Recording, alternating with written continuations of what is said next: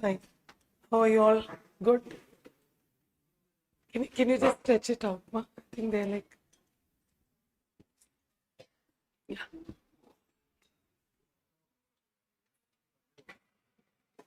So today, to begin with, clear with the introduction. I've got a bad voice. I think with time it'll be fine. My voice is so bad. But just kindly cooperate to be silent so that you can hear me. Just 2 to 3 days I'll be fine. My voice is not up to the mark. I have to literally shout. Am I audible? At the back? Yeah. So now I briefed you of how to go on with this exam, what to study, and how are we planning to move. Now let's start with our topic. As I told you, the first pattern we are going to start with ancient medieval art and culture. I've given you the books to study. So till now there's no homework. So let's start with the classes. So before going on to the classes, a small introduction. See, it's Indian history. So I'm not going to teach you world history, Indian history. So believe you're all fresh, you all are new. Whatever you knew, keep it aside. Let's go on. So once I complete a topic or a point, then you can ask your doubts. So don't stop me in between because my flow would get cut. So let us go with the topic. Then I would definitely ask you, is there any doubts? Then the discussion doubts and all of them, we go with. So initially I'll be a little bit slow. As I told you yesterday, we have 32 classes. So I have to complete all of them with time. So to begin with, start writing. Start writing. Indian history. Indian history is divided into 3 periods. So I'm using short forms. Never use short forms. I use divided. So you have to write divided. So Indian history, we historians have divided Indian history into 3 periods. So what are those 3 periods? The first one, the prehistoric period. The first one, the prehistoric period. The second one, the proto-historic period. And the third one, the historic period. So Indian history is divided into 3 periods as pre, proto, historic. So if you move on with that, why are we dividing this? On what basis are we dividing it? See, historians have classified it. So when I ask you a question, say for example, what is the date of today? What is today's date? 23rd February 2024. So clear? This is the date, 5 p.m. So this is the date. Now, what is this calendar? We follow a calendar called the Gregorian calendar. So, universally, the world is accepted to follow the Gregorian calendar. So, you're going to book a flight to America tomorrow. So, you will click this calendar. This calendar will be starting from, so this calendar starts from Jan 1, ends in December 31.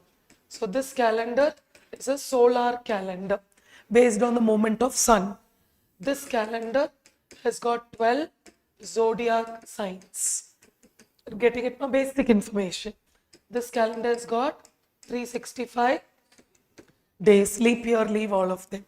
So this is the calendar which universally the world is accepted. So you go to Japan, China, leave Korea, North Korea, we all have decided this calendar. So our classes are according to this calendar. Your exam is according to this calendar. We travel according to this calendar.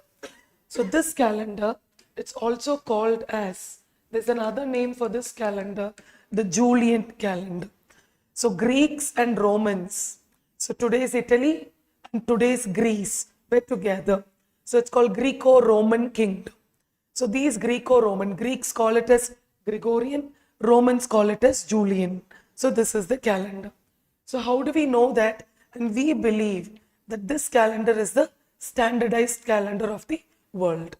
Now coming on to this division, prehistory, proto-history and historic. Who made this division? Who wrote this? How do we classify history? So which was the first one? Today we are in 20 1st century. I hope you know that.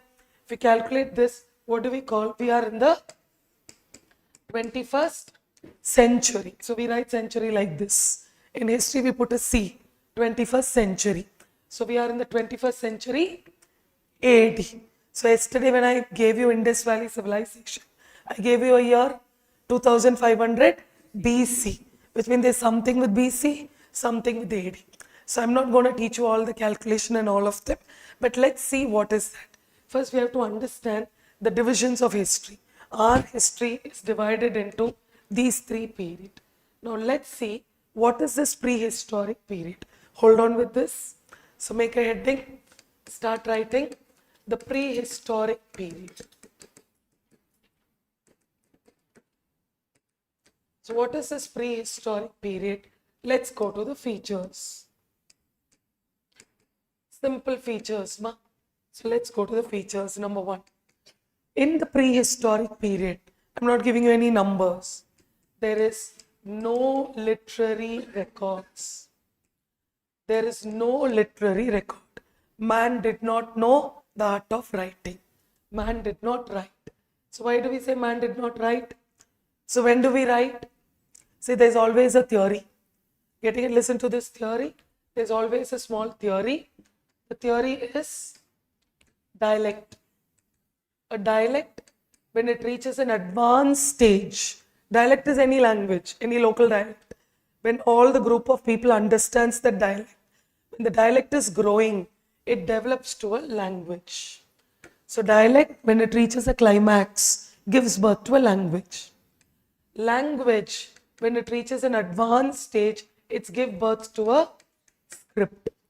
Script, when it reaches a climax, advanced stage, it gives birth to a grammar.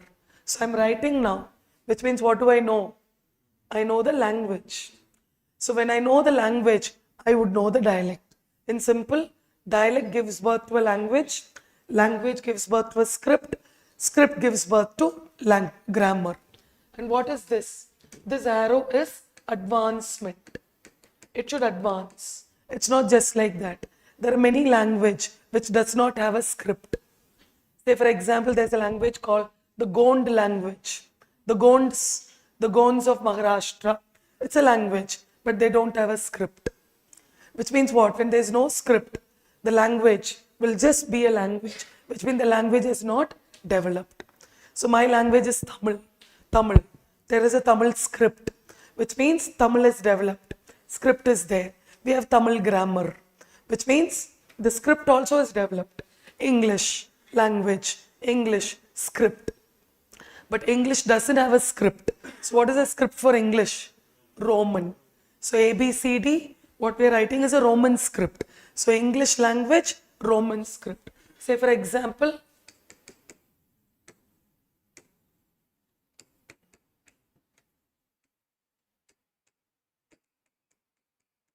how are you? What is the language? English. What is the script? Roman. To make you understand,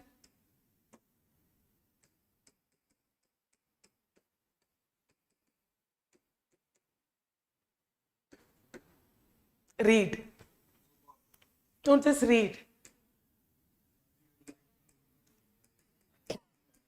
Read. எப்படி இருக்கீங்க? So what script I've used? What is the script? I've used Roman script. Are you able to read? EPPADI. எப்படி? You able to read? Roman script. இருக்கீங்க. But do you know the meaning? No. So you're able to read the script because the language here I used is Tamil. I've used Tamil. What's up? कैसे हो? I hope. Are you getting it? So what is that? What language you use?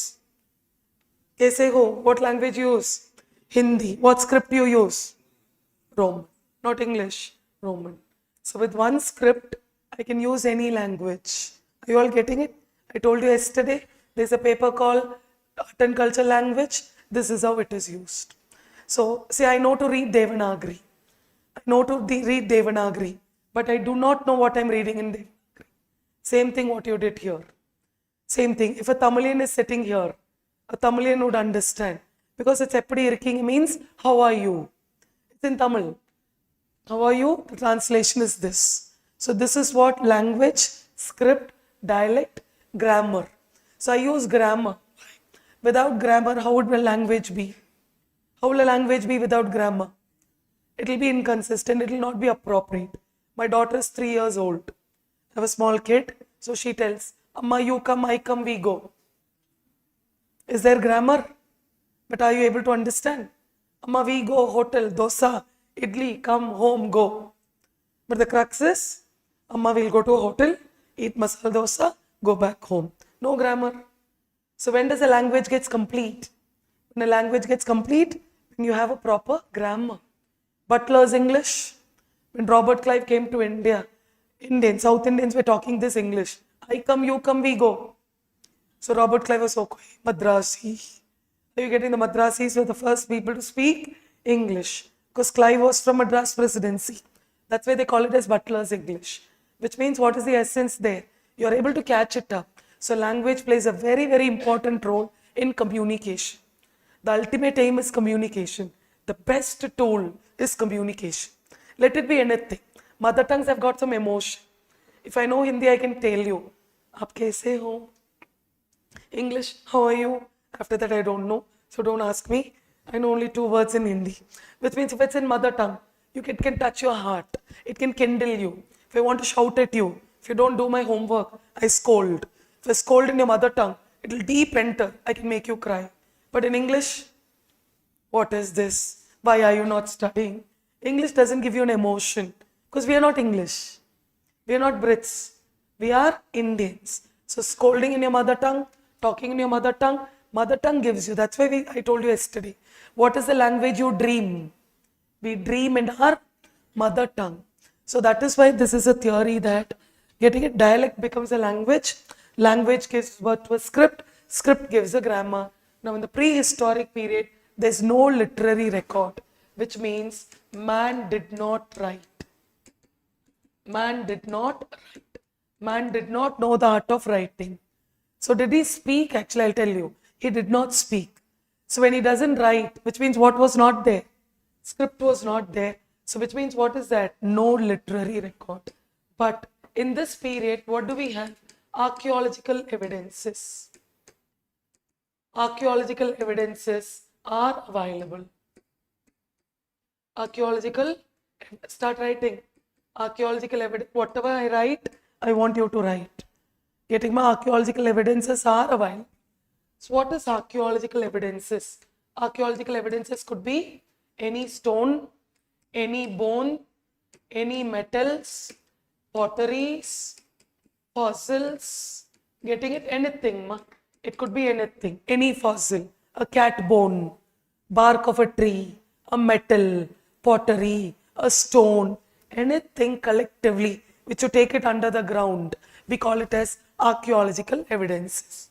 And these archaeological evidences, these all, if it is more than 100 years old, if it is more than 100 years old, we call it as artifact. So artifact. So what is an artifact? Any pottery, any metal, anything which is more than 100 years old, it is called artifact. Getting it, ma? So if I tell you, have you heard carbon dating method? Radiocarbon dating method. So we have experts, archaeologists would date it. Once they date it, they will get the year of this. Say for example, now I'll tell you, but this bangle is a Mauryan bangle. Ashoka wore this bangle. So Ashoka wore this bangle. So you'll be like, hey, ma'am is wearing an Ashoka wore this bangle. Now I give it for dating. They date it and they bring it to me. Kalyan Jewellers, 2018. Between the bangle is 2018. I may lie, but the results coming is telling me what? Truth. What is the truth? The bangle is not Ashoka. Tamil Nadu. Are you getting it? 2018. We'll get the date. Are you getting? Which means is the bangle artifact? No, it's not 100 years old. So getting it. So this is how we call them as what? Antiques. So I'll tell you, this dais or this podium is 100 years old. We date it. When we date it, don't you think we'll get the name of the wood? We'll get the name of the wood. From where did they take the wood from? So we'll get everything in hand. So automatically, what do we understand? We'll get to know about the basic detail, not the intricate one, but the basic details we'll be able to get. History, to study history, basic details are fine. We need not know everything. See, today technology has taken over, so we are able to learn everything. But in those days, there was no such technology. With less technological evidences, we were able to reconstruct something. So this period, only archaeological evidences are there with us. There is no literary record. I'll give you one more example. Who built Taj Mahal? Shah Jahan. When did he build it? Today, are you able to see Taj Mahal? You're able to see Taj Mahal. Describe Taj Mahal. Just tell me one line. Your feel. White marble. Don't give me historical fact. What is your feel? Symbol of love. Seventh wonder. Okay, white marble. Then, what comes to your mind? Shah Jahan, Mumtaz, Mughal Empire, Agra, Yamuna. Then, the architecture, the big dome. Are you getting it? The beauty, getting a tourist destination, all these comes. So how do you know that Shah Jahan built Taj Mahal? How do you know? Don't tell me, ma'am, you taught me. Literary record. So which book? So there is a book called Padshah Nama. We'll be doing it in medieval. Padshah Nama, written by Shah Jahan. In that book, 80 pages, he's written only about Taj Mahal. 80 pages. So all the secrets of Taj is there. How he bought the land, where did he take marble from, who's the designer, who's the architect, how is the garden. Oh my God. All of them is being given in that book.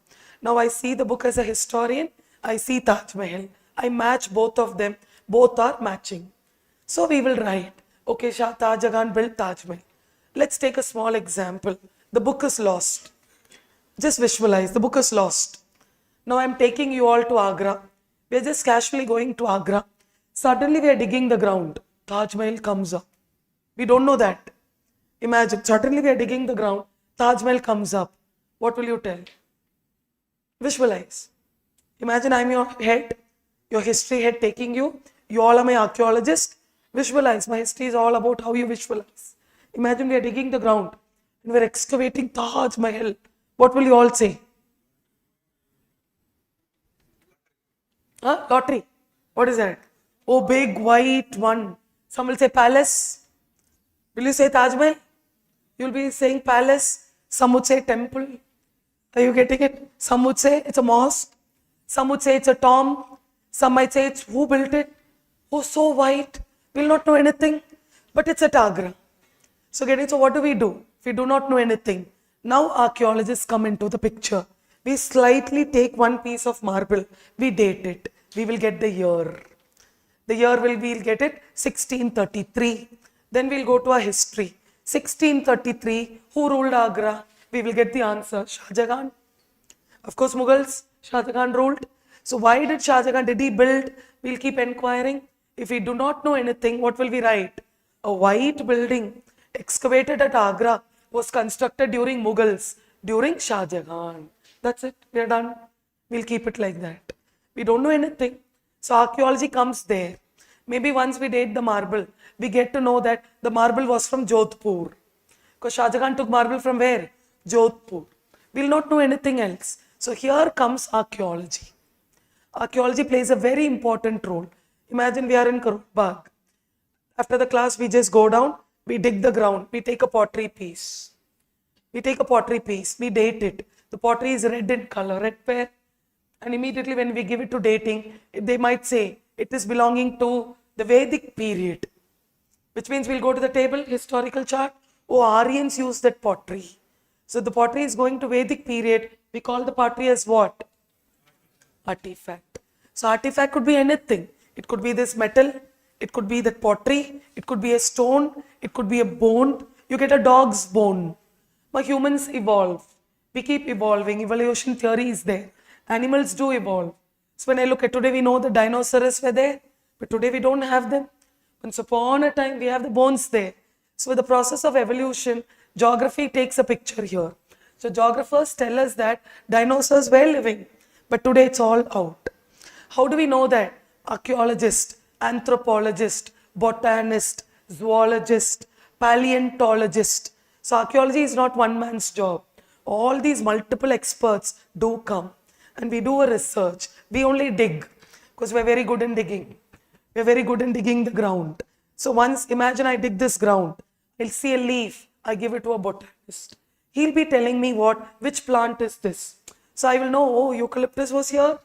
Oh, this is a medicinal plant. The name of this plant is so and so. What if I get a dog bone? I give it to a zoologist. What if I get a stone? I give it to a geographer or a geologist.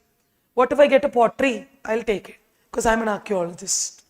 So getting it, so experts all take it, and after giving a detailed report, they give it to us, who again, historians. So we will write it.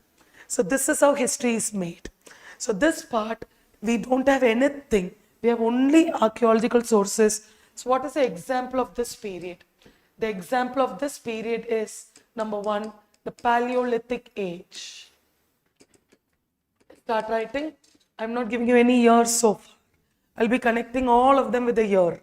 The first one is the Paleolithic age, followed by the Mesolithic age, followed by the Neolithic age, and followed by the Chalcolithic or the Chalcolithic age.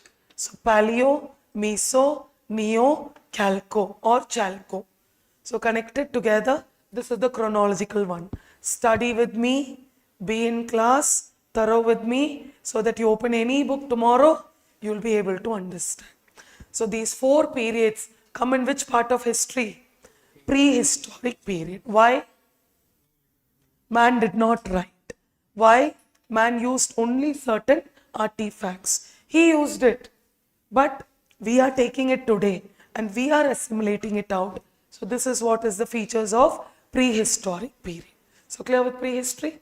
So the first topic which we are going to start is Paleolithic. In a 6th standard class, have you heard the old Stone Age man? That man.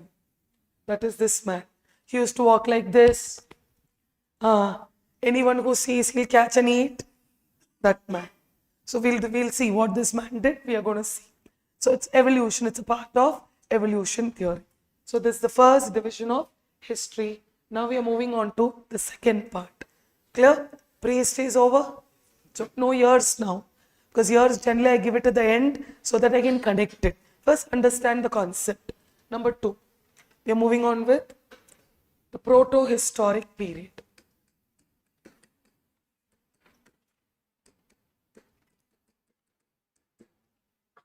Proto means in between. In between. You take it. So proto-historic period. So what are the features of proto-historic period? The feature is literary records are available. Literary records are available, but we are unable to decipher it. Literary records are available. We do have literary record. Man did know the art of writing. So when man did know the art of writing, man would have, what he would have done? Spoken. So man, because I gave you, after you speak, you write. So which means, can we say a language existed? A language existed. But I'm not able to understand. A language existed. Man did speak, so man wrote. But we are not able to understand what this man wrote. Say for example. Shall we go with the example? Yeah. What is this? 1, 2, 3. ABC.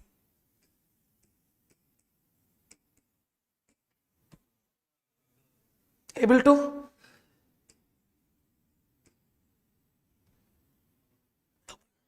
What? Okay. Others? What is this? Don't know.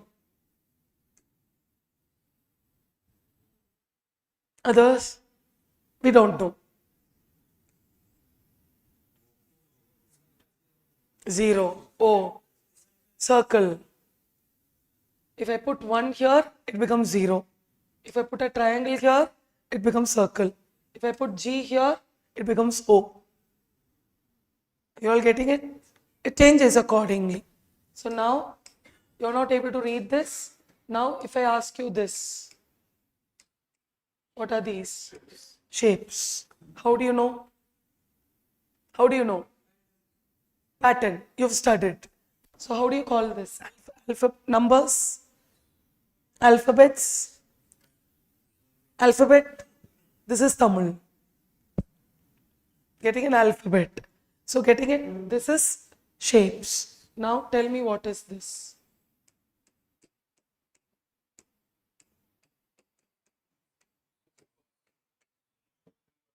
Symbol. Are you able to read it? Able to read it? You tell me A, but you're not able to tell me what is this. So I do not know what is this. There is a script, but I'm not knowing whether it's a script or a pattern or a sign or an alphabet. I don't know. You told me it's pattern. You told me it's number. You told me it's symbol. But this, we don't know. So can we say it's pictographic? Something like pictures. It is pictographic. But we are not able to read. But man has done something. Getting it? So that is what here we do have literary record, but we are unable to read it. We do not know what this man has written. But exactly he wrote something. That is why we call this period as what? Proto-historic period.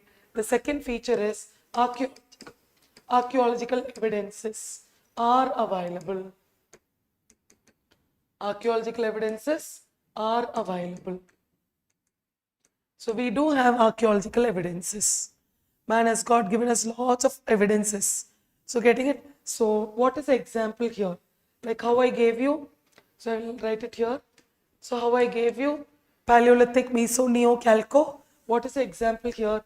The example here is the Indus Valley civilization. So example of proto-historic period is the Indus Valley civilization. So what is the bracket I gave you yesterday? 2500 BC to 1900 BC. I want you to put it in your head. So what is the bracket of IVC?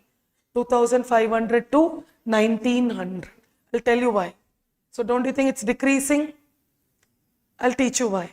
Generally, we'll increase it. Don't you think we're decreasing the year? So I'll tell you why. So just write it. I want you to thorough this. So the bracket of Indus Valley civilization is 2500 BC to 1900 BC. So Paleo, Meso, Neo, Chalco, Indus Valley. History goes. History is all about rise and fall. So Paleo, Meso, Neo, Chalco, Indus Valley. Then comes the next one. History is all about rise and fall of kingdom. So this we put it under proto-historic period. So the example of proto-historic period is Indus Valley civilization, or it is also called as the Harappan civilization. There are two names, IVC or Indus Valley, Harappan civilization. So clear with this? First we are learning our division. Prehistory, proto-history. Now the third part we are moving on is the historic part. So the third division is the historic period. The historic period. So what are the features of historic period? Number one, the first feature of historic period is both literary and archaeological. Both literary and archaeological evidences are available. So we have both. Both literary and archaeological evidences are there. So like I told you, Taj Mahal is there, the book is there. So what is the example of this period? The example of this period, we started from the Rig Veda. We started from the Rig Veda till today. So till today. So today we are in which period? We are in which period, ma? Historic period. So when was Rig Veda compiled, written? It was written in 1500 BC. So what is today? 24 AD. This is the bracket. So I didn't give you the bracket for prehistory because it's overlapping. I will give it. For time being, keep prehistory bracket empty. So Proto, I've given you the bracket. Historic, I've given you the bracket. So getting it? So the Rig Veda. So the first text written in India is the Vedas. Rig Veda, Sama Veda, Yajur, Atharva. As I told you yesterday, I'll be teaching you the Vedas. So once you learn the Vedas, you'll get an idea. We'll go on like this. So don't you think there's a gap between Indus Valley and Vedic Vedas? 1900, 1500. So there's a gap. How many years? 400 years? Hold on. Once I start the topic, once I teach the topic, I'll be connecting it. I have to first break down. See, ancient is difficult to study. It's not difficult. As I told you, it's easy. But once you break the myth and once you get into the concepts, nothing easy like ancient. Anyone could study modern. It's very relative. Patel, Gandhi, Nehru, it's very relative. It's very close. Independence, we all have studied. It's very close. But this part, the proper knowledge is actually not there. That is also one reason why students fear. So not to fear. So this is the overall split up of Indian history. So I repeat, Indian history is divided into three as pre, proto, historic. So pre, no literary record, archaeological evidences only. Proto, we have both, but the script is not able to be understood. The third one, we have both. On this basis only, we are classifying.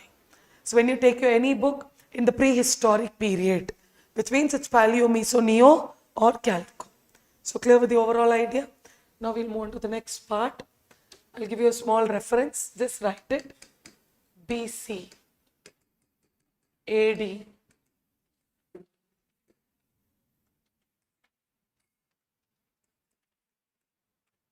decade, century,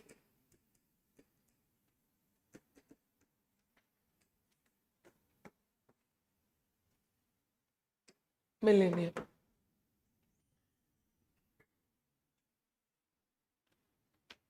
So BC, before Christ, AD, Anno Domini, in the name of God. Decade is a period of 10 years. Century, period of 100 years. Millennium, period of 1000 years. Keep this in mind. Clear, ma? Right.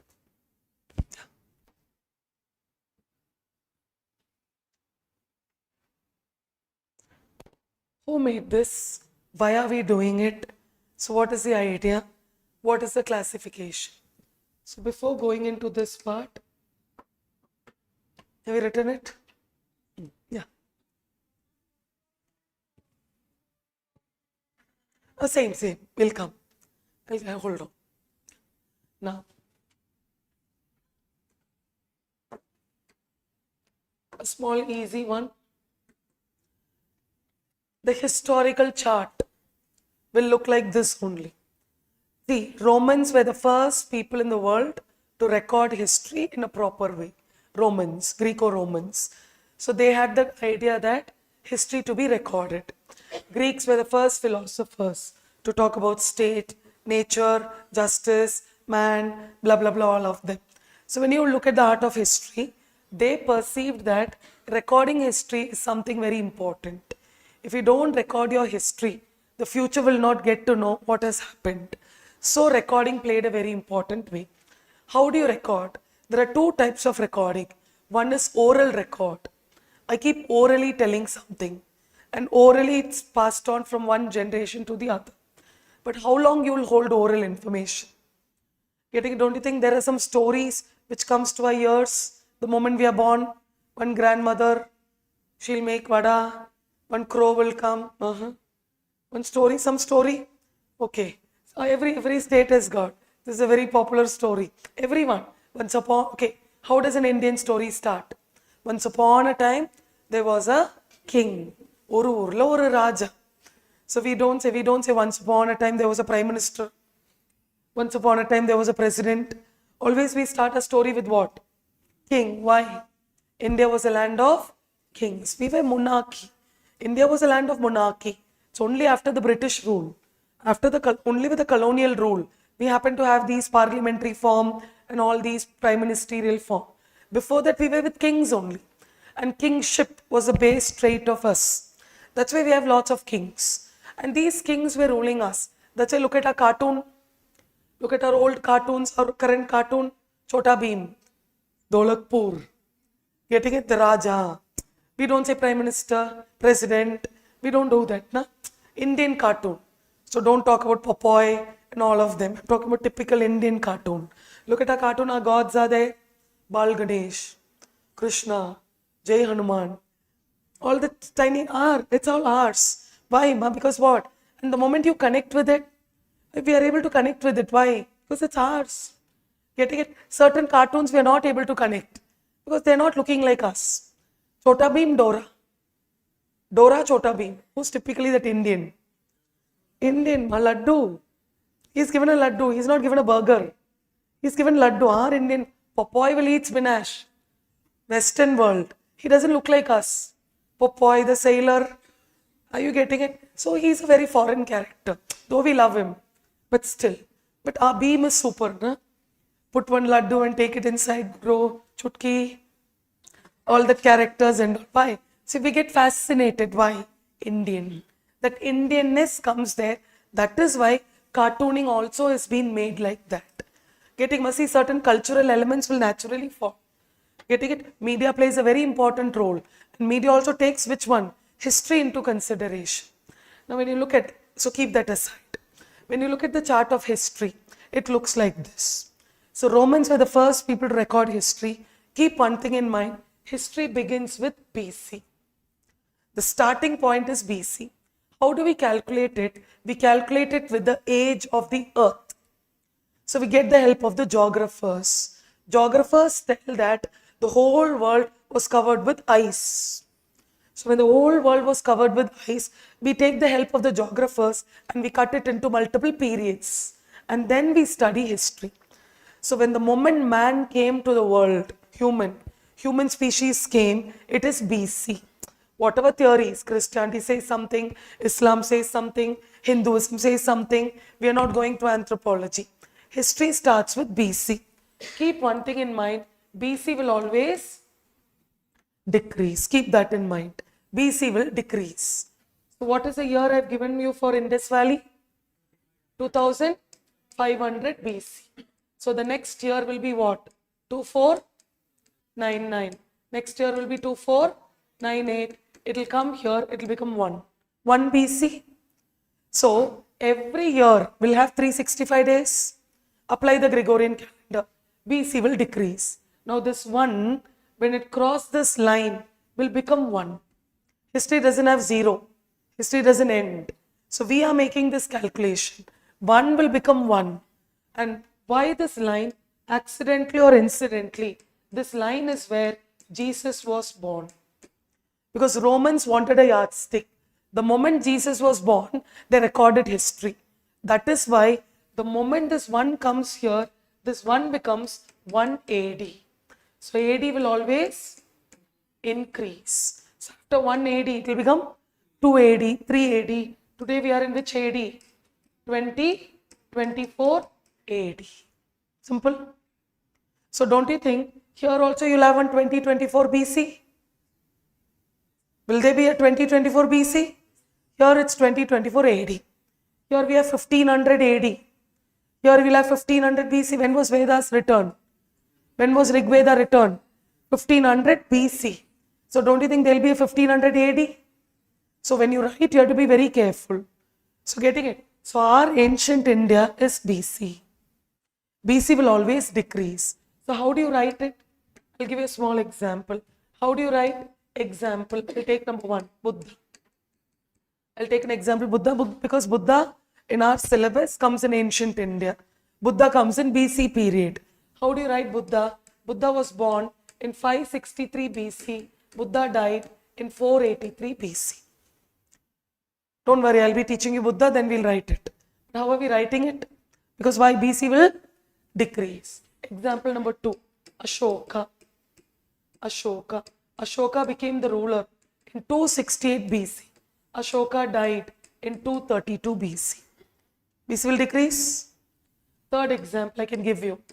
Alexander. Alexander the Great, he came to India in 326 BC. Alexander died in 323 BC. So how many years Alexander was there in Asia? 3 years. Alexander died. He came to India in 326, Battle of Hyda's Pass. He defeated Porus, Purushottam in the battle, occupied Punjab. We'll be studying it, but this is how we write BC. There is one ruler called Azus. There is one ruler called Azus, 3 BC to 1 AD. 31st December 1 AD. The next day will be January 1 AD. 31st December 1 BC. You all there? 31st December 1 BC. Tomorrow will be January 1 AD. So we are crossing that line. If Asus is an Indian ruler here, who ruled India, who was born in Europe? Christ was born. So that is why AD means Anno Domini, in the name of Lord. AD is not after death. Jesus is just born. Why to kill him? You get people to say after death? No, it's wrong. It's a colloquial thing. People used to do it. But AD is Anno Domini. So BC will decrease, AD will increase.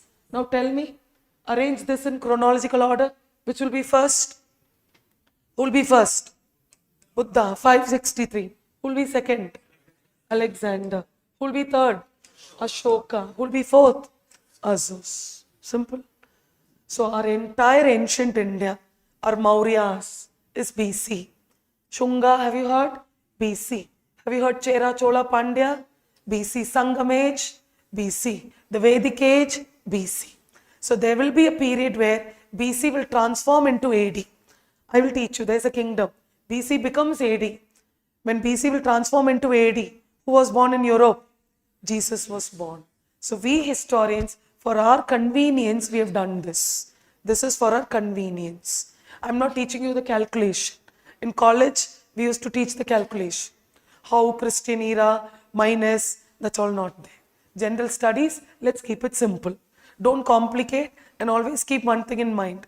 For prelims, when you're studying, don't always have the feel that I should know everything. Humanly impossible. You can't know everything. If you want to know everything, there are courses you can just go apply in JNU, DU, IGNO. Please go join there and get to know everything. Even then, all the details are not taught. So our classes, I told you yesterday, my classes are like a blinkered horse. It's only for the pattern of UPSC. I'm not going to make you historians. I don't want you to be masters in history. I want you to clear UPSC. Get your mark. Go. My job is only that. 35 marks I need to make you take. So I know my purpose, why I'm standing here. You know the purpose, why are you sitting here. So when the both purpose comes together, you clear the exam. So keep it very light, keep it simple, don't complicate. There are some students who will always tell me, ma'am, I did a research, I went to National Archives, I was doing a research. Why? Why? Are you going to work with the archaeological department? If you're a member of ASI, then do it. If that's your job, do it.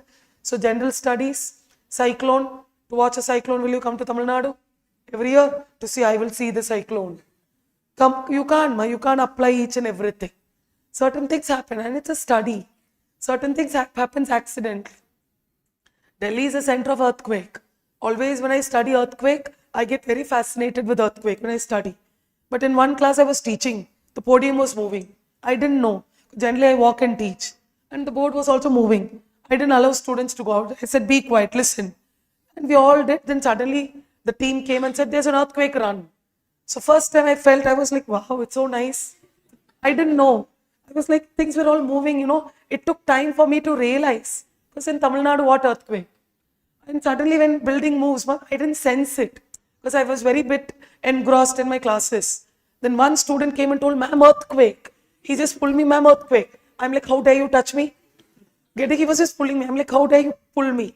Suddenly, then only I realized, oh, earthquake. Then I also was running, I was thinking. I was just looking at the back, which will fall, who will fall. It took time. Here I can't apply my jog. Here my presence of mind should have been there. Go run, go down. Getting it, then I saw the entire building got vacated. It was fun, but there was no casualty, so I felt it. So parents were all calling earthquake, earthquake, Delhi. So I told, I didn't even feel it. Even the second time it happened, I didn't feel it. See, when we move here, when things are very lighter, you will not feel it. So you can't say, no, I will watch an earthquake, next time I will wait. You can't. Certain things happens. You keep moving. So don't think that you need to know, you need to know your syllabus. You need to know your studies, but not everything. That's impossible. So always keep it lighter. This is the bracket. As I told you yesterday, you need to know the bracket of each and every kingdom. If you know the kingdom, UPSC will ask one in chronology. Prelims always one comes in chronology.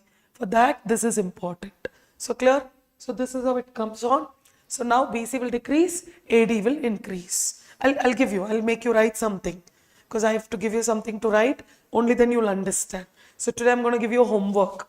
You're going to do 10 minutes only, not even 10. You people are very fast. For you, it will take only 5 minutes. Do that homework tonight, just 10 minutes, and get back to me tomorrow.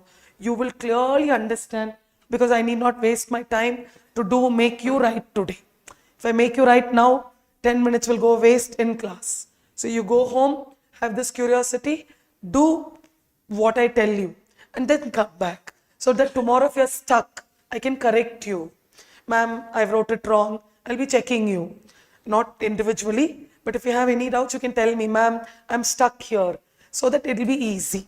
And when you keep that homework, what I'm going to give you tonight, what you keep it there with you, you write it in the last page of your notebook. Write it.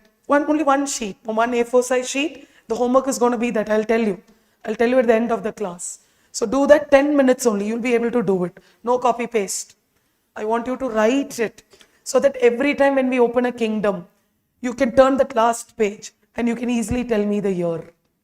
I want you to tell the year. 6th century BC, you'll be able to tell the year. 6th century AD, you'll be able to tell the year. So that is what I'm going to make you write today as a homework. Kutti homework. Small homework. So clear? Shall we go? So this is there. So before Christ, Anno Domini, period of 10 years. So Shah Jahan ruled for 30 years. So in short, how do we call? He ruled for 3 decades. So 30 years of golden rule. We used to use these terms. Century, 1st century, 2nd century. It's a period of 100 years. So that also keeps moving. Today we are in the 21st century AD. Are you getting it? AD. We need to be careful. Because there will be a 21st century BC. No. There will be, right, 18th century AD. 18th century BC. So it will be there. You will do the homework, you will get it. Then millennium is a period of 1000 years. So keep this.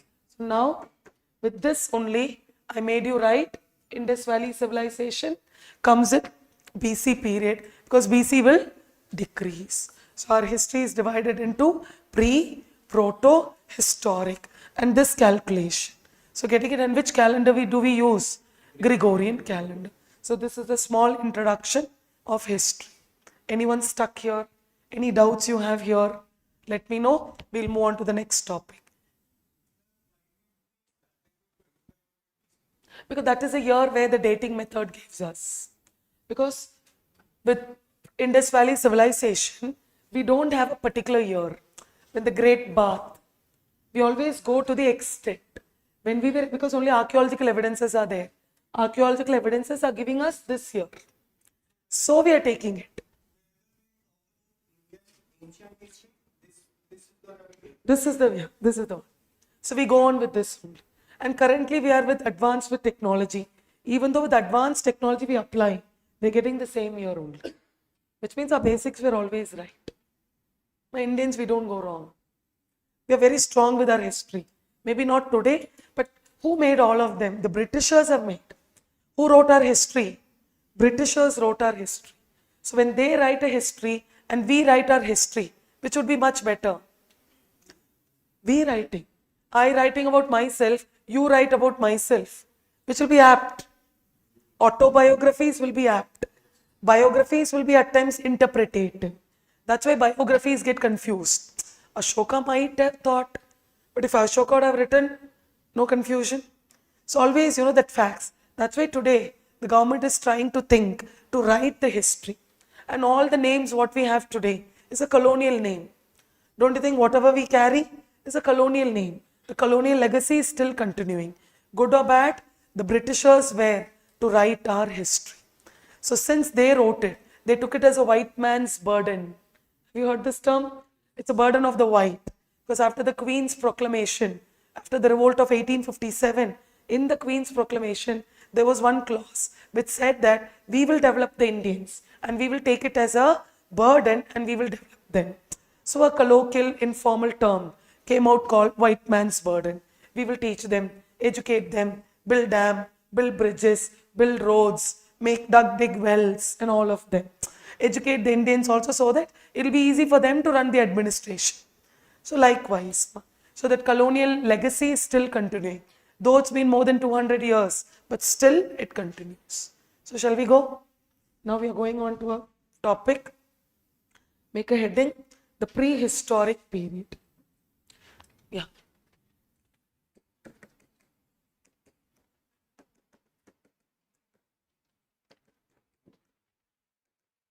No years, nothing. I told you I'll be giving you the years at the last. So the first one here is the Paleolithic age. The Paleolithic age. Paleo means old. Lithic means stone. It is an old Stone Age culture. Paleolithic age. So it's a Latin term. Yeah, all these are that Latin term.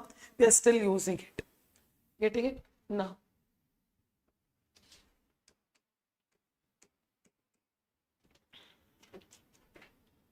Here we go. Write it, write it.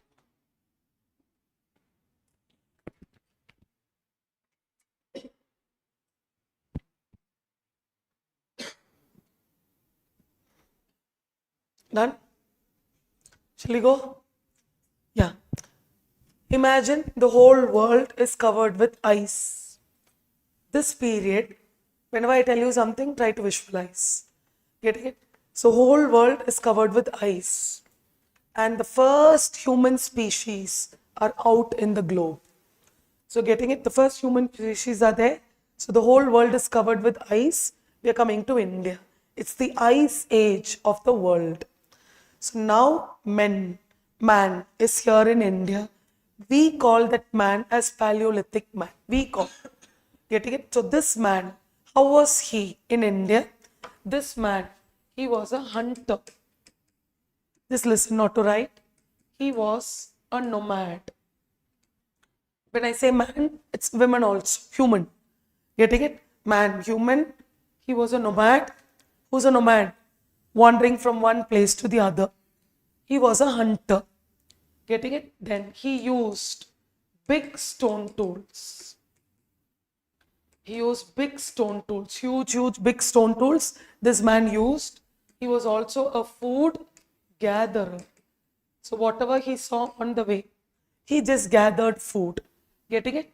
And this man, hunter nomad, and he was naked. So getting it? Before getting into this theory, let me tell you one more thing also. When we study Indian history, Narmada, river Narmada is the dividing point of history. Historically, Narmada divides with the land above Narmada is called North India. The land below Narmada is called South India. First, let's learn it. Today, Bombay. How do you call Mumbai? Bombay, Maharashtra, North or South? Generally, people of Maharashtra, Bombay, they address them as North Indians. Today, that's cultural. Culturally, Bollywood, culturally. Getting, they say you're from Bombay, they'll say I'm a North Indian or Marathi. Leave that regional term. People from Maharashtra generally claim themselves to be North Indian. People from Gujarat claim themselves to be North Indian. People from Uttarakhand, North Indian. People from Bengal, Bihar, North Indian. See, there's one technical thing. There's one informal thing. North always sees, anyone below Narmada is a Madrasi. Madrasi, they use that term, but that is not so. People of Madras are Madrasi. Are you getting it? Andhra, Kerala, Karnataka, Telangana, all. But that is the old term. But now what happened? Historically, below Narmada is south. So which is a South Indian state? It is a South Indian state historically. Historically, which is South Indian state? Maharashtra, Karnataka, Kerala, Tamil Nadu, Andhra, Telangana, Orissa goes up.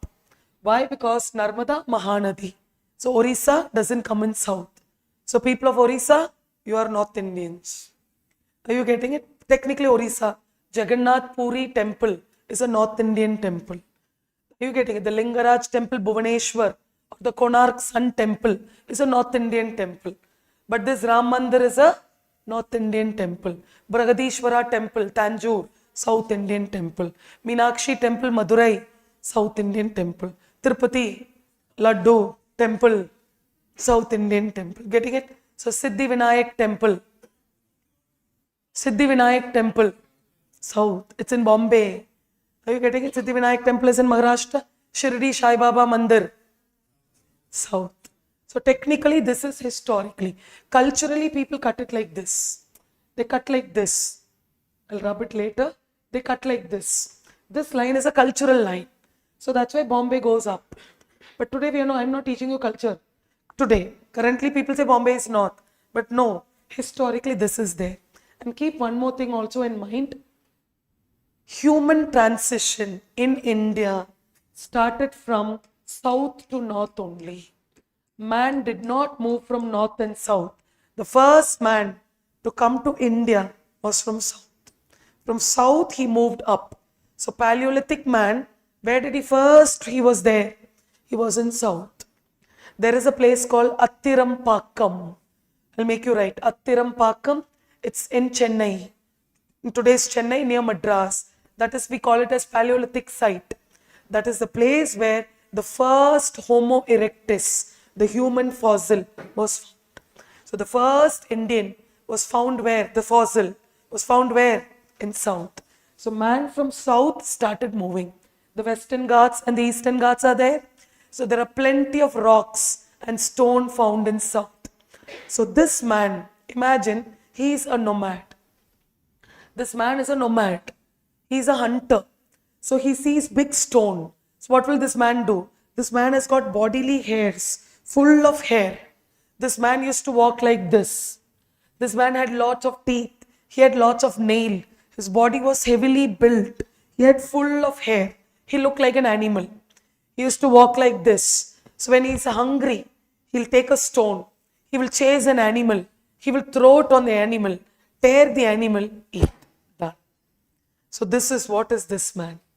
So don't think, Mama, oh my, nothing. Pure non-veg. Are you getting it? No. Are you getting it? How did he eat? He'll tear and he'll eat. That's how this man lived. So he's a Paleolithic man. Why do we say old Stone Age? Because this man used what stone tool? He used stone as a tool to kill an animal. So when he killed an animal, he's a hunter. His brain was very small. Brain means level. His brain level was very small. I generally give this example. His brain was like a 6-month baby. So how will a brain of a 6-month baby be? Imagine I bring a baby to this class. 6-month baby is here. I have one at home. Yeah, I've got 2 kids. So imagine I bring a 6-month baby here. What will the baby do? Speak out. Cry. Crawl. Shout. Will the baby know to speak? It'll howl.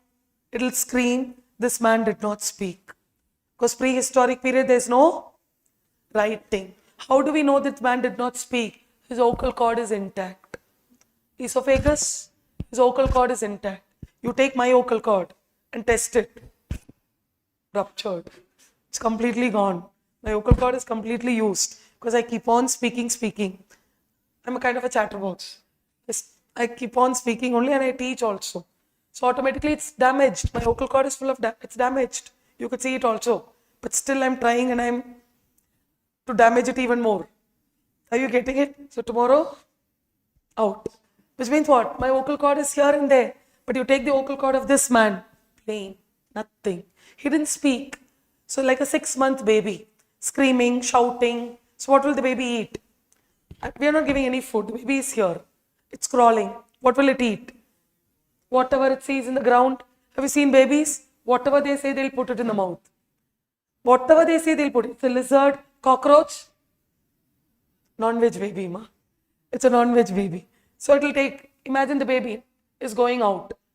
Imagine from the next class, there's another baby coming, Paleolithic baby. Will both babies say hi? That baby will crawl, this baby will crawl, next one will crawl. They'll all keep crawling. They'll go to the Karol Bagh metro station. They'll be crawling. Then they'll feel sleepy. Sleep. Will the baby know to cover its body? No. The baby will, 6-month baby. Will it know? No. Naked. Will it speak? No. So will it form groups? No. Will it have an emotion? It'll, whoever calls, the baby will go. Have you seen? Only after 9 months, the baby will not go to anyone. You people give me a reaction as if you don't know anything. Only after 9 months you call the baby will not come. Why? It will start recognizing, hey, this is my mother, this is my father, that is an alien, this is a stranger, why should I go? You pull also, the baby will start crying. Because the baby will start knowing things later. The baby will start walking later. The baby will crawl, then it will stand, it will walk.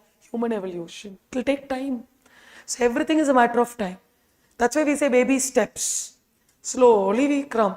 Suddenly the baby will not be born and it will run. That can never happen in life. Nothing is overnight. So likewise, this man was a hunter, nomad, stone, food gatherer. Whatever he saw, he used to take it, he used to eat. And he leave it there. He leave the stone. Today, we have got that stone. Today, I as an archaeologist, take that stone. I date it. It's an old stone. It's going to what? 10,000 BC? So when it's giving me 10,000 BC, what will I tell? A Paleolithic stone. I'll keep it in the museum. That's why go to the museum, you'll see stone. Parents will be like, what is this? Keeping stone in the museum. But historians will call it as what? Artifacts. Because our ancient man has used a stone and we are preserving it. And we are learning what he has done. He has done only this much, nothing. So getting it, so he was naked, he was moving on. And just next one. Have you written, just copy this. So this man, features, man, write it. Hunter, nomad,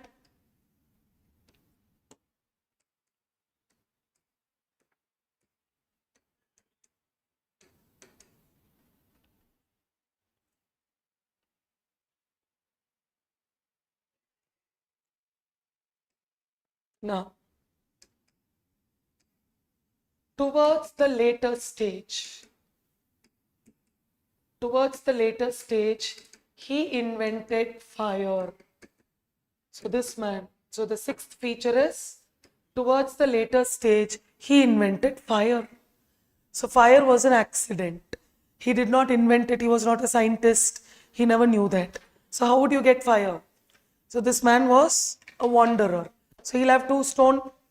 So here's 1 stone. Let's take this one as a stone. He'll be sitting. What job he had? Jobless, na? He was jobless. What job he had? Eat, sleep, repeat.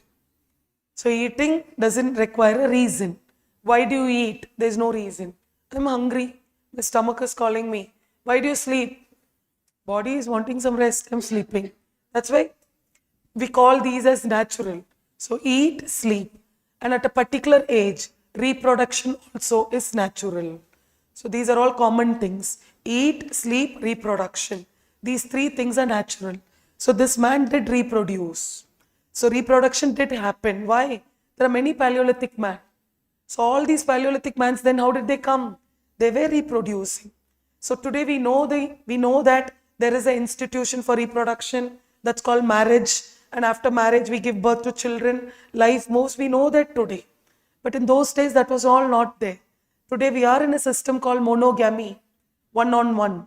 But there was a system called polygamy, polyandry, getting a child marriage, widow remarriage, polygyny.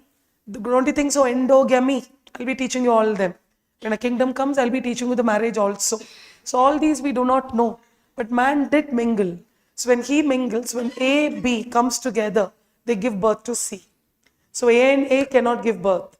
B and B cannot give birth. A, B comes together to give birth. C is born. So that is what we say that. So when man goes out for hunting, this woman, she'll be in the cave. She'll be protecting the children. So naturally, she gets an emotional connect. The umbilical cord connect, that's a biological connect. So that is why women started to nurture. Man became a protector. So man will go out for hunting, women will take care of the kids here, and after at one point of time, she will also leave. Women also will keep moving. Then again she'll reproduce. Again she'll give birth. Again she'll keep moving. So they all got scattered. Today we are all living together. We all are living together, but in those days they were all separate. They were all separate individuals because the brain was very small. If the baby goes out, imagine if I open the door of my house, my son will crawl and go. If I don't catch him, baby's day out, he'll go. Mom, baby's day out, he'll go. Getting it? Boy, tell him, Amma, come. So now he'll know, okay, Mama. But even then you open the door, kids will run. Look at all the kids, they don't know. So we pull them. We tell them don't eat. Don't touch that. Don't eat. So we are actually stopping the natural behavior. They fall down. What do we say? You bet my child. You bet my child. We beat this. We don't beat the child. So did it push the child? Child fell down. Are you getting it? See our reverse. We do everything differently. Why? That's how we humans are now today. But in those days, man were all moving. So they all gradually kept moving. So there's no emotion. They all grew, became big. Their life expectancy was also big. So our life expectancy is very small. Getting it, our age, 62.5, 70, we max to max, our life expectancy is that. So they all live for 100 years. Imagine, happy birthday, 126 years old. You getting it? So they never had that concept, but still, how do we know? Today we get the bone of this Paleolithic man. His spine is not straight. His spine is bent. So he's walking like this. So when spine gets straight, brain is active. There's a connection between the spine and the brain. So this man initially was walking. Then later he came like this. Then he came like this. Then he came like this. So he's a straight man. Neanderthals, Homo sapiens, have you heard? So it's all a stage. We don't want it, but I'm making you understand. So every stage man grew. The moment he came straight, erect, Homo erectus, his brain was active. The moment his brain is active, he's becoming conscious. He's becoming aware. He's thinking, oh, I'm not wearing anything. He started covering. Then he thought, okay, why is the baby going out? I'm your mother, don't go out. Are you getting, that is a father, come, you also come. Are you getting it? You are also there, come. So they're pulling everyone inside only when emotions come out. So when the brain works, emotion works. Brain, heart. Are you getting it? So today we are not able to choose between the two. Some choose this, some choose this, some don't have both. Yeah, heartless, they become brainless. Are you getting it? Today we live in a world where common sense is very common, but your common sense has become uncommon. Today life is like that, isn't it? Isn't it? You have to be aware, you have to see people. So today it's like that. So in those days it was all this connection. So this man kept on growing. So fire. So what job he had? He had no job, jobless. One stone here, sitting. What he'll do? Nothing. No prelims. No mains. Happy soul. He'll sit. Suddenly fire. Suddenly the moment he saw fire, he was like, wow, I'll keep it. I'll keep it alive. I'll keep it so that I can protect myself from winters. I can protect myself from animals. See, wild animals generally get away from fire. Domestic animals will naturally come. There are some animals, they don't fear fire. They come closer to man. So man always has got a connect with one animal, that's dog. Dog has got an essence which always will be with man. Dog loves humans more than its own species. The only animal, the only species which has never changed from Paleolithic time till 2024 is dog. We all have changed. Changed for worst. But dog is the only animal. Wherever you go, it will come. That's why we get dog bones everywhere. So wherever this man has gone and stayed there, we call that place as a site. Site. So what is a site? Site is a historical place. Paleolithic site, Mesolithic site. Getting it? Delhi. This Delhi in ancient text, it's called Indraprastha. So Delhi is written in Vedas as Indraprastha. So Delhi is a Vedic site. Hastinapur is a site, which means it's a historical place. Kurukshetra in Haryana, it's a site because the war took place there. That's what Mahabharata mentions. So likewise, we study this only. So when this man was moving and coming up, when he was moving and coming up, he would have left something here. He would have left something here. He would have left something here, the green one. What all I'm making it in green, this is all the Paleolithic site. So and these sites are all older ones. So you'll not, when you study, I'll be giving you homework. When you start reading it, you'll not get any new names. Because man was just here and there. They're all villages today. They're all village. Pallavaram. It's in Madras. But that Pallavaram is a small town. It was a village. Today maybe it's a part of Chennai. But it was a village then. So that's a Paleolithic site.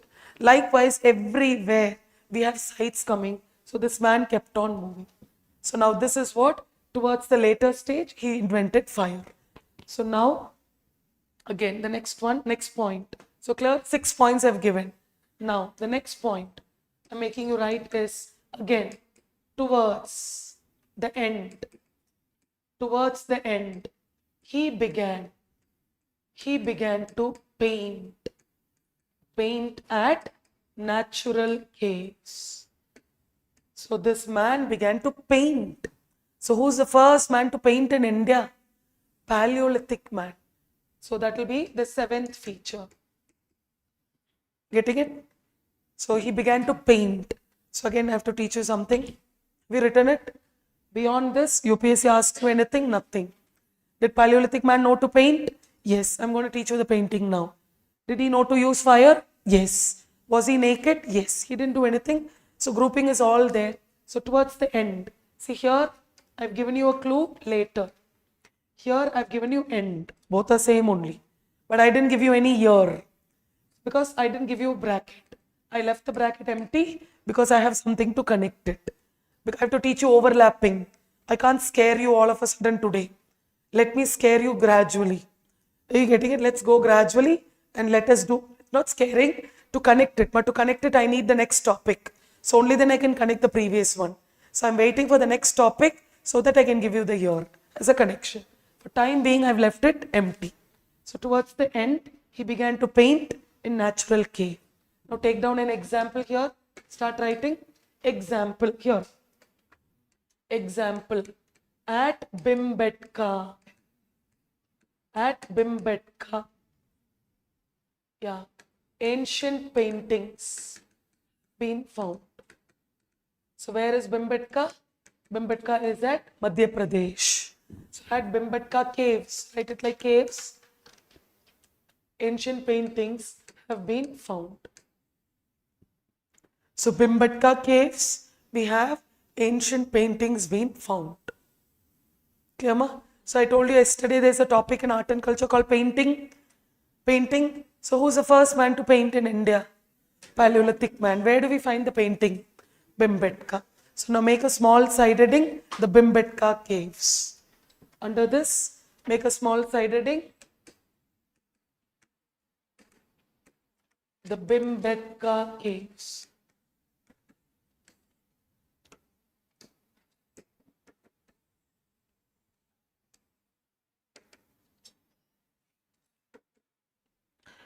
Before getting into painting, let me first tell you what is painting. Yeah, tell me what's painting. What do they do in painting? What do they do in painting? Drawing, coloring, visual representation. If I only draw, if I do this only, is it painting? Yes. So drawing is also painting. Getting it? My niece, during summer classes, I went to my hometown. During COVID, she just told, I'm going for painting classes. She went nearby. Getting it? Then she comes back and she told me, she showed a book. The book had all the diagram, outline. She'll just go there, take the crayons, color it, and she'll come. And she'll say, I painted. I'm like, you're wrong. Getting it? So painting involves coloring also. But painting means drawing and coloring. So you have to draw. Sketching is also painting. If I do this, this is painting. How many colors are here? I've painted something. How many colors are there? Hey, how many colors are there? One or two? Two. Someone said two. Background is black. I painted yellow. So there are two colors. Background is black. I paint on black. I'm a fool. Are you getting it? So painting involves at least minimum of how many color? Two color. Background is black. Knowing it's black only, I'm writing it in yellow. Look at all my notes. Knowing it is black only, I'm using all these color. Am I using dark brown? Am I using gray? Am I using black? Why? I have common sense. I'm a little bit smart. I am a little bit intelligent. Getting it? So I know. Color combination, we know. Getting it? So automatically, so painting involves minimum two color. Getting it? Background is one color. Plus, what you're writing in a white paper. Write in a white pen. Write in a white pen. Why blue? To see, to know. Are you getting it? So don't you think colors play a very important role in our life? That's why we say life is colorful. You should be colorful. Life is colorful. If it's not, you have to make it colorful. You have to, else it will be boring. Ma? Same color, same one. You will not see life. You will not know life.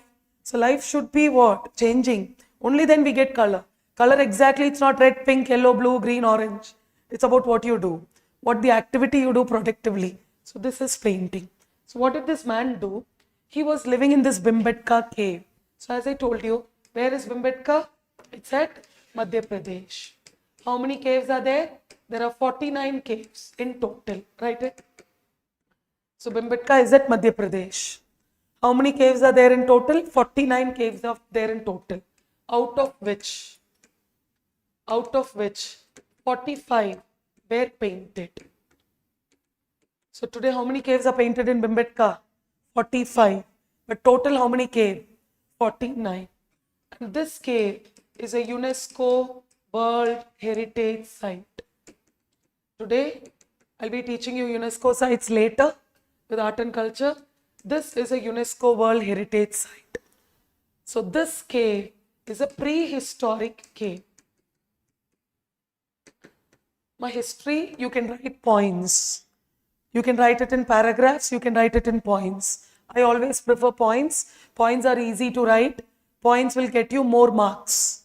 You can write it in paragraphs also, but my style is always I go with points. You can use bullets. I use star, I use tick, I use number 1, 2. Always be structured. When you study it in a structured way, history gets easier. So clear? It's a prehistoric cave. Which means what is a prehistoric cave? It is a prehistoric cave where Paleolithic man, Mesolithic man, Neolithic man and Chalcolithic man executed their paintings. So can we say all the 4 painted at Bhimbetka? Yes. So are you all there? So executed their paintings. All the 4 period. So in one cave they painted, the next group, when Mesolithic man was there, he also executed his painting. Neolithic man, that's why Bhimbetka is what cave? It's a prehistoric cave. And what is the color they used in Bhimbetka? Man used red and green. Red and green was used because the Bhimbetka cave was a limestone cave. So what is the color of limestone? White. That off-white, kind of a dull white. Are you getting it? So it's a whitish kind of a cave. So what color did this man use? Red and green. So how did he get red from? He got red from a flower called the Palasha flowers. How did he get green from? He got green from leaves. Getting so the Palasha flowers is where this man used. We need to know, right? So how do we make colors? We need to know. Natural dye. We need to study. Yeah. Palash. My pronunciation will be that South Indian way. It's that Palash. Yeah, getting it? So that flower. So he has taken it and he's painted. So what is the theme? It's a limestone cave. So all these bullets are points. So what is the theme of the painting? The theme of the painting was day-to-day activities. The theme is day-to-day activities. The theme is again hunting. The theme is nature, etc. The theme is again humans. So what did Bimbatka man draw? He drew human, he drew nature, he drew animals. He drew animals, he drew hunting scenes. He drew day-to-day activities like mother feeding a baby, getting him a sitting, lying down, all that. Natural things, day-to-day. What will this man do? Will he sit with a laptop? He'll just sit idle under a tree. They'll draw that. He'll be just lying down. Some will be climbing the tree. Some will be sitting on an animal. Some baby would be crawling. Some would be dead. Some would be dead. So he's painting all of them. He's painting a human. So how did he draw a human? Humans were depicted. Humans were depicted with geometric patterns. Humans were depicted with geometric patterns. So beautifully he's drawn a human. So how does he know that? That's something natural. See, we have something called brain instinct. You see something, you try to depict it. So are you getting it? So he depicted humans in what? In generally he depicted it in geometric pattern. We go to the example. So I'll tell you how he drew human.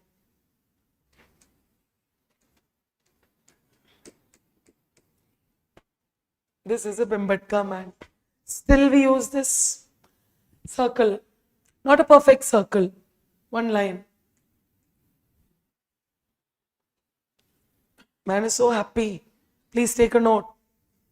He's so happy. He's not like this. Never. Bimbatka, why should he be sad? Why should he be sad? What problem he's got? Nothing. Happy soul. It's always smiling and showing action. So humans are depicted like this. So how does he know? It's a natural one. It's a natural feel. Later maybe we add what? Later today we add ears. Today we add this. Today we add this. You're getting it? Today we do this. It looks like a ghost. But still, today we add hair. Today we add flesh. Then we add feet. Today. But then this man did not. He just drew. How? Like this only. Take the red ones out. This is how he drew human. So man was drawn with geometric pattern. So can we say the emojis what we have is ours? We were the first people to have it. But today someone has taken all the copyright. We were the first people to tell that. You know, a man smiling, a man looking. So a man is smiling here. There's a cat here. He's drawn a cat. So he's happy with the cat. What is he trying to tell? Cat and me. I'm happy. Same man. One man is here. They've drawn. This man is like this. Oh, there's a tiger here. So what is he trying to tell? I'm scared. No writing. But he's trying to depict. So what are we learning from this cave? This man is knowing that he's got scared and he's expressing fear. He's expressing smile. He's expressing everything. How beautiful. Our ancient man. These were all our people, our ancestors. Maybe if you believe in rebirth, we might have been this. 7 birth we have, na? According to Hindu Shastras. Maybe we were this, our ancestors. That is why the world has given UNESCO World Heritage Site. UN. Why? Because man has depicted a man. Beautiful paintings. Maybe today, you all are, I think, Gen Zs. You all are Neo kids. You all are born after 1991. LPG kids. Liberalization, privatization and globalized kids. So you all are born after 1990. So for you have a lot more attractive things in your hand. You have best painting. You have all good things. But in those days, these were better things. These were better ones. Today people don't write in paper. Some of my classes, they take notes in what? iPad. They take notes in what? Pad. I tell them write it in a paper. They're like, ma'am, smart. I'm like, mains is super smart. You have to write it in paper only. It's okay, appreciate that. That's your call. But still, mains examination is a typical Indian paper. Indian pen only. So practice comes here. You can write. Many students write. I don't go there. But still, I tell them. Why? Because they find that to be more convenient, more comfortable. But don't you think that old one is always that attractive one? that is why Bhimbetka paintings were here. Just a second. One thing I like about this board is smart board.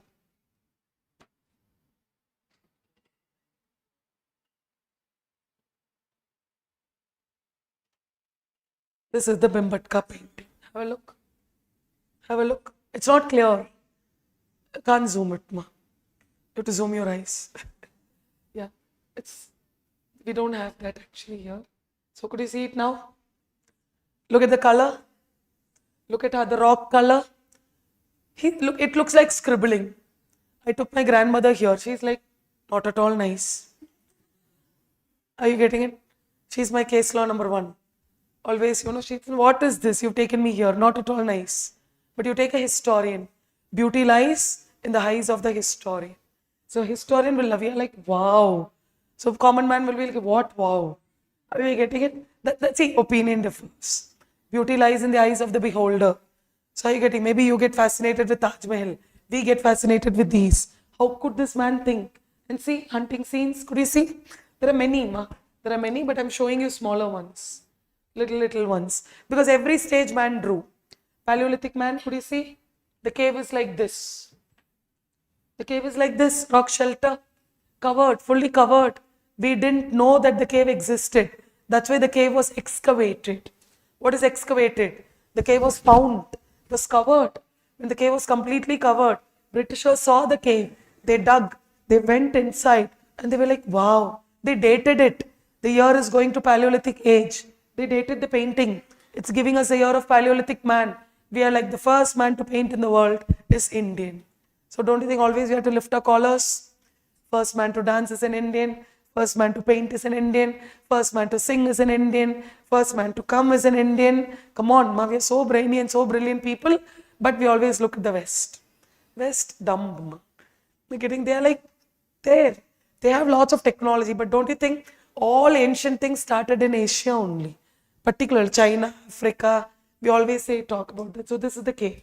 Look at the Chalcolithic man. He's colored it. Could you see? Development. Man keeps developing. An LKG kid drawing an art. A first standard kid drawing an art. A third standard kid drawing an art. Getting it? Third standard kid will draw it much better. A LKG kid will draw it okay. But all of them will draw. We'll be able to identify. So he's not a perfect man. But he's trying to convey something. So this is what? Is the Bhimbetka cave. So hope you are able to find it out. Interior is like this. You have to get inside like this. And why that 4 caves there is no painting? That 4 caves is very small. You have to literally crawl and get inside. So this man did not go there. That's why the 4 caves are remaining empty. Out of 49 caves, 45 are only painted. So are you getting? Because it takes time. Na? Who will crawl? His intention is not to paint. His intention is jobless, sitting there, not knowing what to do. Because are you getting? Due to weather conditions, he was sitting there and he was doing there. Big boss. Lock you in a room, not knowing what to do. What will you do? You'll start tearing a paper. Some people will start biting the pen. Some people will write in the wall. Look at the prisoners. They will write in the wall. Have you seen in movies and all? No job. They'll not know what to do. They'll sit and scribble in the wall. They'll count the bar. Are you getting it? So likewise, this man had only these. So this is how we say, Bhimbetka man, his themes were all these. So this is what is about the Paleolithic age. So clear? So under this, just write a conclusion. Under this, just write towards the later stage. Or just write this age. Just write this age. This age continued for many years. This age continued for many years and began to spread. This age continued for many years and began to spread throughout North India. This age began to spread throughout North India. It continued for many years and began to spread throughout North India. So Paleolithic age is over. We are moving on to the second stage called Mesolithic age.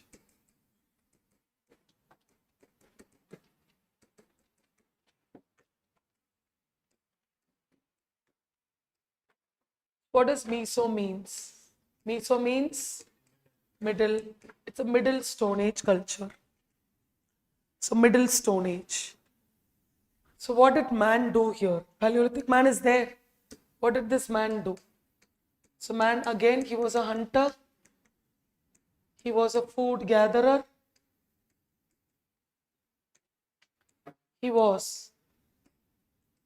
used fire. Fire continued. He used big stone tools.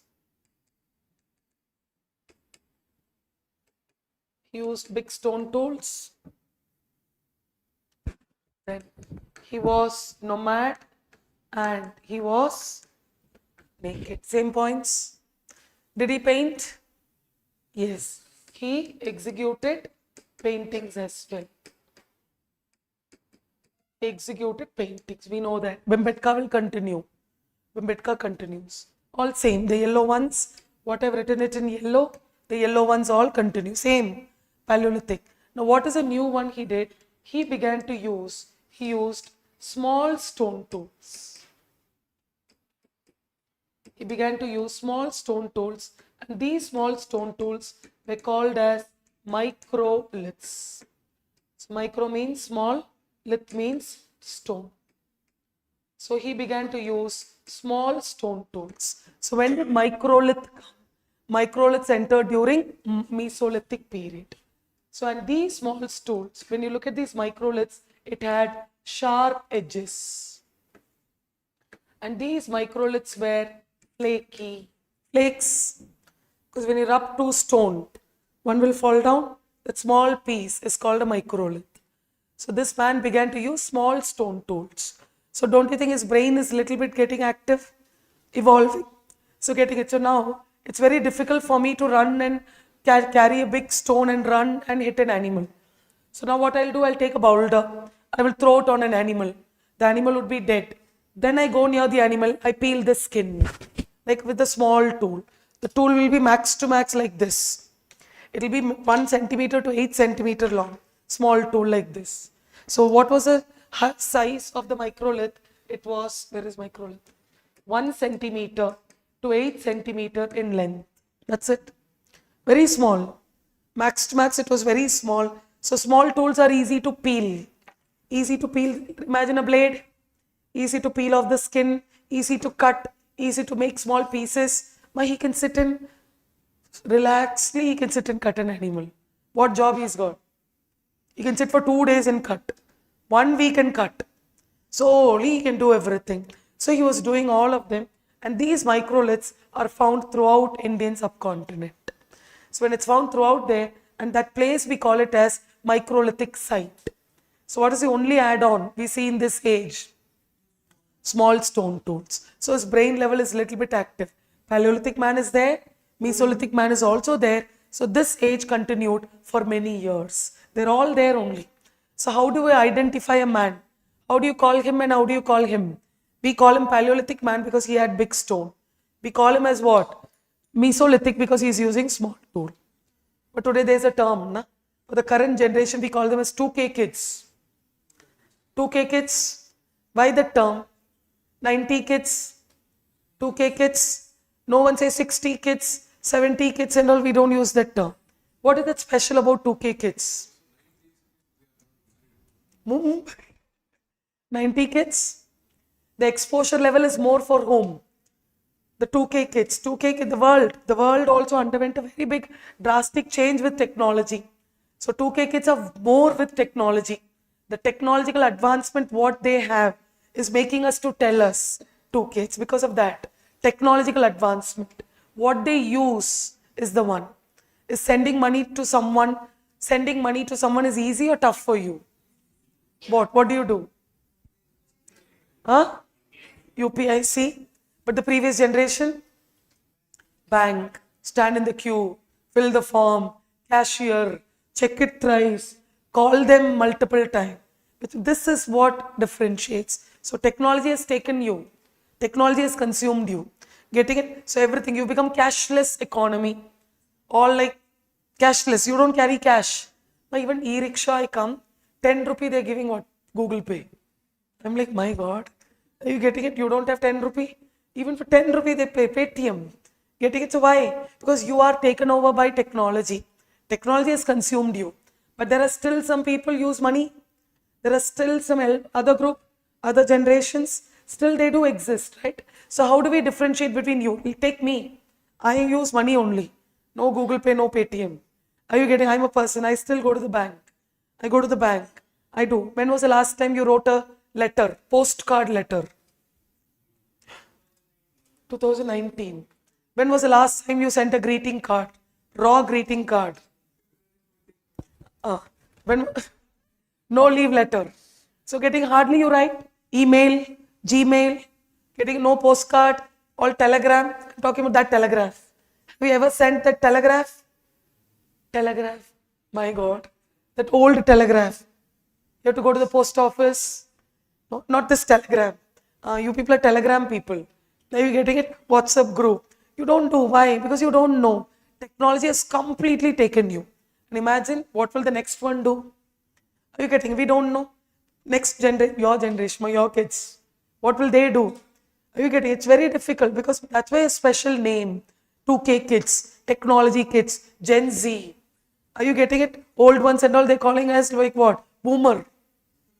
They're using terms and all now. Why? Because they're old school. You are new school. What is making the difference? Technology. You use technology more. So the age is called technological age. They used stone more. So their age is called lithic. So the only thing what they know is stone. When Aryans came, Aryans used iron. So we call it as Iron Age. Harappans used bronze, Bronze Age. So whichever you use something new, we call a man with that age. So you are using technology. We are living in the age of digital age. The current one is digital age. Come on. I was using a blackboard in Madras University when I started my teaching. My first career, I used a blackboard, chalk. Then see the development, it became whiteboard, marker. And after COVID, see, smart board. Maybe tomorrow, I don't know. I don't write, I only speak, it will write. Maybe someone will write. I don't know. Maybe today it's there. Next generation teachers, we don't know what they'll do. People don't write. Are you getting? Maybe I type. I write, it will type. We have an app here. Getting, which means what? Technology has taken. So this is not scaring you, right? Maybe the way I write might scare you. What is this? She's not using technology. No pictures. I'm an old school. I believe in that Gurukula pattern. I always want to write so that you write, you learn. So that pattern will work. So you are identified with the age what you are living in. So the age here is lithic. So this man used microlith. It's a very small stage. Getting it? Just write it under this. This age also continued for many years. This age also continued for many years. And this age also continued for many years. And towards the later stage, man began to practice. Towards the later stage, man began to practice agriculture.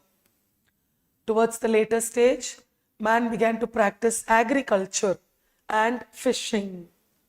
Man began to practice agriculture and fishing. So towards the later stage, man began to practice agriculture and fishing. So hold on with those 2 points. I'll connect it here. Now we are moving on to the third stage, Neolithic age. Neolithic age. So neo means new. Lithic means stone. So new stone age. So what did this man do? Features. Oh, you're telling me the answer. Same. What did the man do? He was again hunter. He was naked. He was a food gatherer. Paintings continued. Fire was used. Getting my same? Both what tools? Both big and small tools. Both big and small tools were used.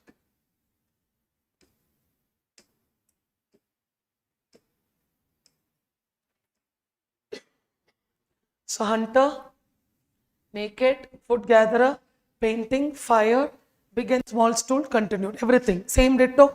What all he used in small tools. Now what is the new one he used? I'm using a different color so that I can identify it. The new one what he used, I'm putting numbers. This man practiced agriculture extensively. So he practiced agriculture. So he practiced agriculture extensively.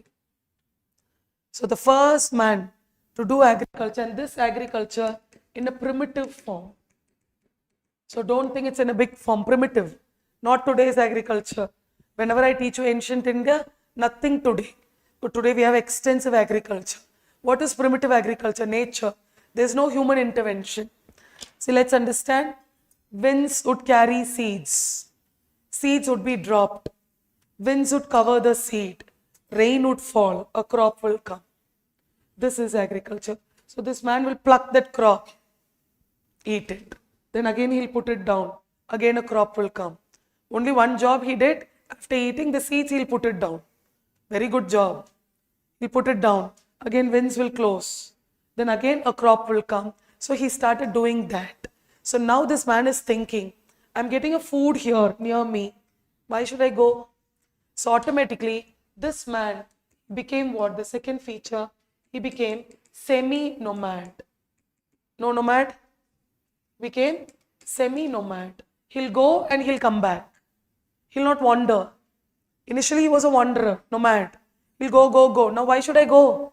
He'll come back. And what will agriculture give? Agriculture will lead what? Agriculture would give a sedentary life. Agriculture would give sedentary life. What is sedentary life? Settled life. So agriculture gave what life? Agriculture gave settled life.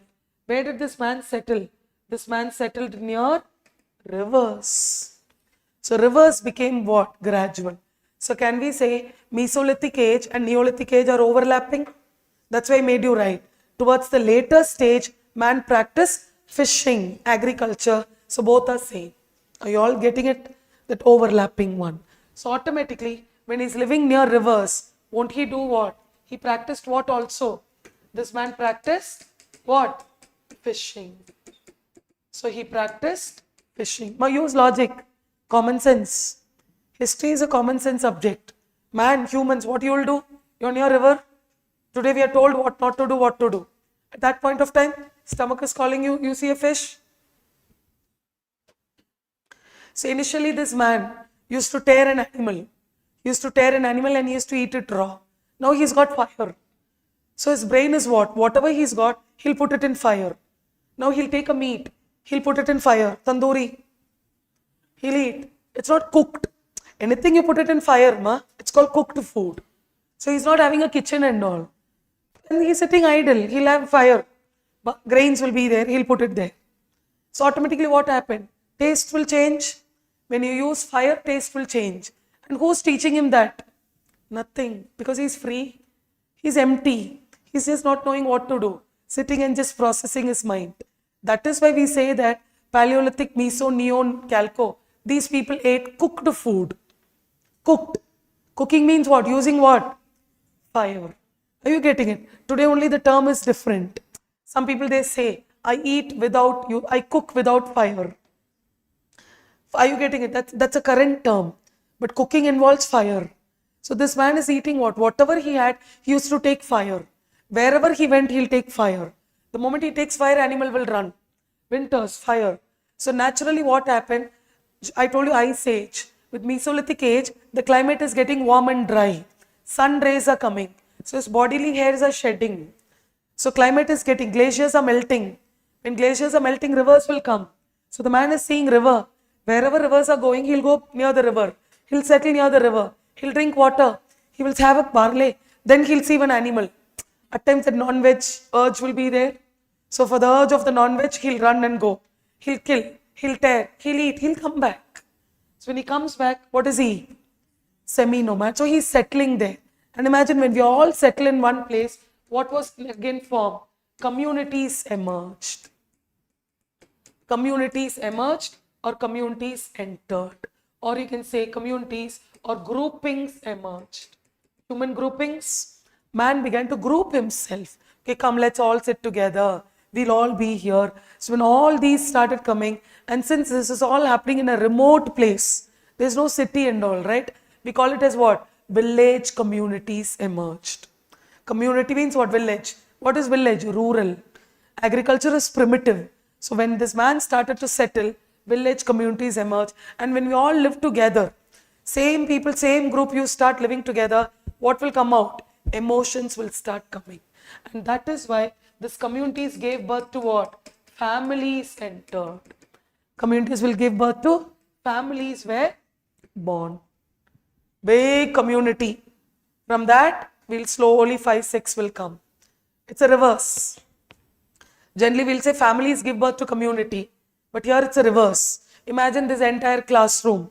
We all are one community. We all are Neolithic man. It's a community. We all are settling. Imagine a river is going here. Yamuna is here. We all are sitting here. Getting it? Then suddenly what happened? Every day we come here, we'll get closer. We'll know each other. Some may like one, some may not like one. We'll all forming groups. I will slowly go with them. We'll form one group, family.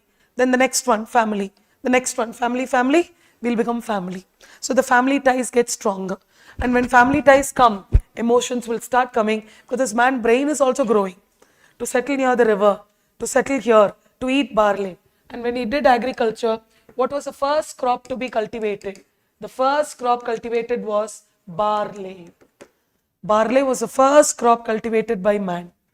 The first crop to be produced was barley, followed by wheat, followed by rice. I'm giving you the order. So 1, 2, 3. So the first crop to be cultivated, barley, followed by wheat, followed by rice.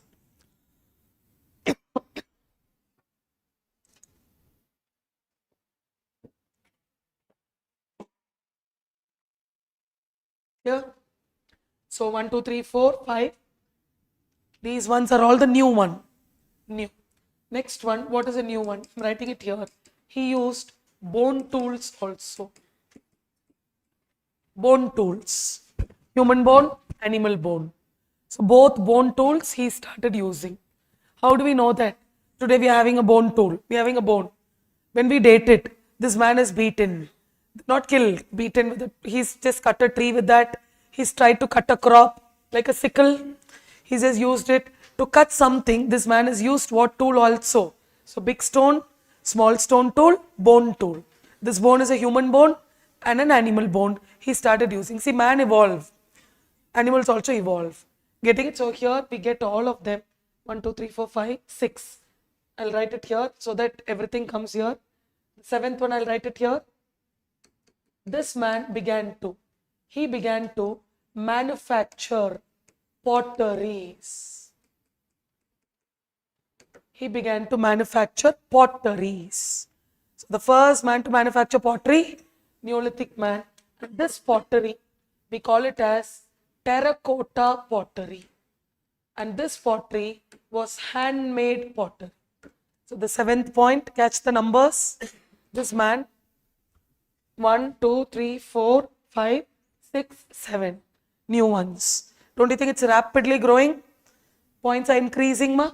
The orange ones are old one. Now this one's a new one. So man is doubling.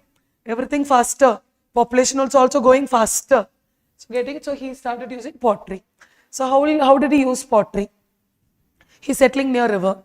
Clay. Imagine he takes clay. You take clay, ma. First thing, if I give you clay, you close your eyes, what will you do with that? First round ball. That's psychology. Then you'll make a small bowl. You getting it? That's pottery. Now I have fire. I make a small bowl. I keep it in fire. When I burn clay, it becomes terracotta. So burnt clay is terracotta. This man made terracotta pottery. So did he have a potter's wheel? No, he made it with hand. So why is he using pottery? Why pottery? To store. So he's got grain, he'll store barley, he'll store rice, he wants to drink water, He can store water. So potteries are what? Pot. Potteries are mug. Potteries are jar. Potteries are urn. Potteries are not only pot. Potteries can be vase. Vase, a jar, a lid, a tray, a bowl, a small tumbler. Anything could be pottery. So this man started making small ones. So that the art of storage. So when man is storing, when do you store? Why do you store? We store for the future. I want water to drink in the night. I'll keep water. I want grains for tomorrow. So I store for future. And why do I store?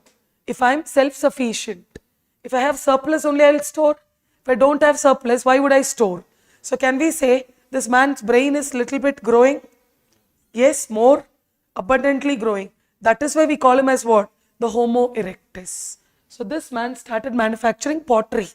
The next one. Getting it? So he's slowly coming here and moving on with this. Then 7, 8. I'll write it here. The 8th point, I'll write it here. This man started to he started to manufacture huts. He started to build huts and pit dwelling. This man started to build huts, small hut. How was the hut? The hut was made with mud and stone hut. Mud and stone hut with thatched roof. So huts, mud and stone hut with thatched roof. Thatched roof, leaves, he'll cover it with leaves. Small size of huts. So these small huts, why? So that who can live? Families can live. So geographical variation is there. See, Narmada, if the Neolithic man is in Narmada, he can build a hut in Narmada. But if a Neolithic man is in Kashmir, how can he build a hut in Kashmir? The topography of Kashmir is not that great. So in Kashmir, what did this man do? Pit dwelling. I'll take you to a next page. Example. Take down. Example at Burzahom and Gufral. Many pit dwellings been found. So where do you find pit dwelling? Where is Burzahom and Gufrakal? This is at Kashmir. So these two are Neolithic sites. Very popular sites of Kashmir, Burzahom and Gufral at Kashmir. Many pit dwellings have been found. So man has made what? Pit dwelling. He's made a pit, he'll go inside and he'll cover him with a roof. So instead of making hut underneath, so how will a pit dwelling look like? This is land surface. Land surface, ma? Don't you think this is a land surface? What he'll do? He'll slowly dig here. He'll make a pit. And he will be here. Then he'll cover it with some roof. So that in the night, he's fine. Getting it? So a man and a dog is buried together. Getting it? Which means a man and a dog. So the first time we are getting a dog bone. A master and a dog. Where? Here at Burzahom and Gufrakal. So getting it? So we say buried means maybe they were there, they died. Might be some other reason, climatic condition, winters were very heavy, whatever it is. So he made pit dwelling. So this we call it as what? We call this as pit dwelling. So where do we find pit dwellings in India? Burzahom and Gufrakal. So in Narmada, you can't make pit dwelling, you can make a hut. So hut about, if this is Narmada, he might have made a hut here. Thatched roof. That's it, hut. So getting with the thatched roof. This roof, wall is mud. I kick, it will fall down. It's not that strong. Man does not know. And first, who will kick? Today we are there, we'll be like saying something, we'll go kick. For parking, we fight. Today, people fight. My compound, your vehicle. But in those days, man was living in coordination only. That inequality did not enter. Man was together. So all these features were seen during which age? The Neolithic age. So can we say slightly advancement is seen in Neolithic age? So lots of advancement. So under this, just write this age continued. This age continued for many years. This age continued for many years. And the last age of prehistoric period is the Chalcolithic age or Chalcolithic age. Chalco or chalco means copper, lithic means stone. It is a copper stone age culture. So where did man get copper from? He got copper from the K3 mines of Rajasthan. How do we know this? We have dated it. We've dated all the copper equipments what we've got. Chalcolithic or Chalcolithic. So this man used copper and stone age. So copper stone age is what is this period. So what will the old one be there? So how many points I've written, ma? How many points we've written for Neolithic? 8 points are there for Neolithic. So in short, to make it crisp, I'm just writing the 8 points continue. You don't write 8 points continue. I'll kill you all. Write all the 8 points. Getting it? Leave some space. Write all. It will be a revision. So the 8 points continued. Are you all there? Are you getting? He was doing agriculture, fire, bone tool, stone tool. Write it, write it. Take 2 minutes, write it. Homework will always be untouched. Write it. Don't look at my face. Write it. Write it. Done, ma? Fast, tuck, tuck, tuck. You want the 8 points? First time I'll show you the points. Next time, once I teach you, you have to keep it in your mind. Write all the 8 points. 8 plus this also. Both. 9, 10, 11, 12, 13, 14. 14 points. Yeah. Yeah, write it naked. Initially they were naked. Right. They'll cover it later. Towards the end, only man covered, ma. Good timeline will be overlapping. Copy all. So in total 14 points. Yeah, ma, are you there? Doubt? If you're stuck, let me know. But this part is a little bit complicated and tricky. Once you understand only, I can give you the year. So that easily it will keep moving.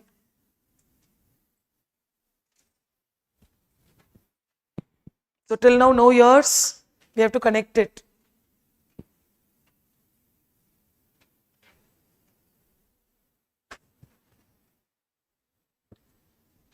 Shall we?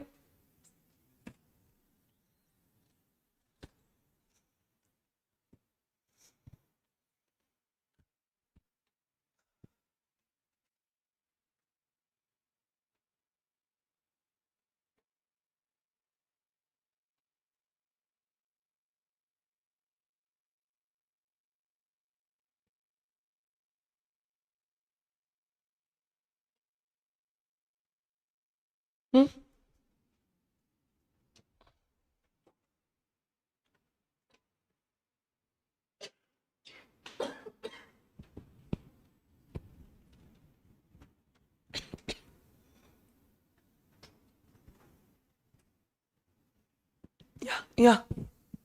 Come. Now 8 points, 14. Make it. The 14 points continued. Clear? Now, what did this man use? What color to use? So this man used copper and stone tools. So where did he get copper from? K3 mines of Rajasthan. How do we know? We have dated it. Because Rajasthan has got copper. Now let me give you a small example. Listen. Have you written it? First listen. Land surface. This is land. Getting it? How do I know copper is there underneath? How do I know gold is there? How do I know KGF? Diamond is there. How do I know?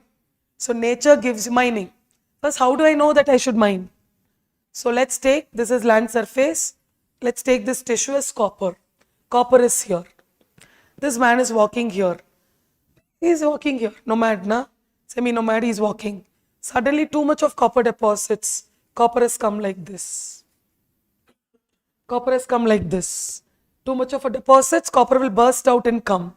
Now this man is walking here. He'll see, wow. Whatever he sees, he'll pluck it. So can he take copper in his hand? Copper is here. Land surface, copper. This man is walking here. Can he take copper from hand? No. But he's got fire. He'll use fire. Automatically copper will melt. Now I've taken copper. When I melt a metal, it's called smelting. Now this is that copper. Now again I smelt it. This marker is stone. This is copper. I attach it. I press it. I keep fire. Now you come. Tool. So it's a copper stone age. Now how do I polish this copper? I take a stone. How do you polish your knife? Stone. So getting it, so I'm using copper. Now what do? I want to take it out. Again I put fire. I take this out. I'll keep it. I can change the shape, right? I can do it like this. Copper, only copper. I can make it straight. Tomorrow you come. I want to cut the crop. Sickle. Jobless.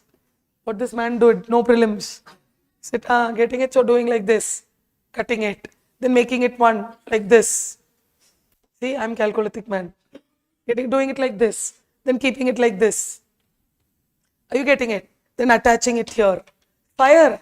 Everything is an artist only. So this is what he did. Now this copper has gone to Bengal. This man is moving. It's gone to Bengal. Now we take this copper. We date it.